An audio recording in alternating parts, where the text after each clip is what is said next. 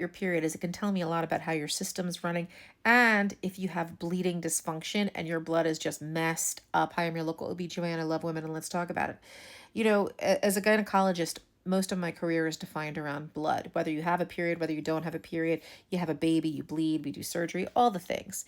And we can really like size up what's going on by just looking at the bleeding that people show us. When I see somebody, I do feel reassured if they can make a blood clot because it usually means their blood actually functions in a somewhat normal way. It can turn darker, jello looking. You kind of smush it and it kind of gets like watery again. I'm not saying I play with blood, but the reality is that I'm around blood all the time. And sometimes you're just kind of like shoveling clots out of the way in my day to day, every day. Now, problematic blood is when blood looks like Kool-Aid. This is the kind of stuff that gets me like, worked up. Why? Because Kool-Aid blood is thinner blood. It does not have clotting factors. It kind of has this like runnier look to it, almost like a turpentine, like thinness, like thinner than water.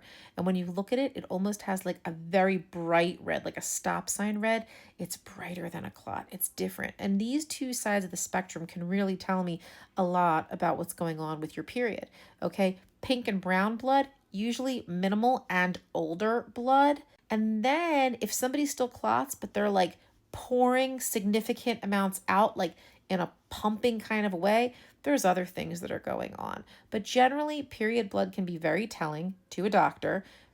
It's 2025. Pictures are not the worst thing, and good descriptions of what's going on, as well as a family history of who else in your immediate family circle has funky bleeding, because I bet it's more than one of you, because sometimes these things are genetic.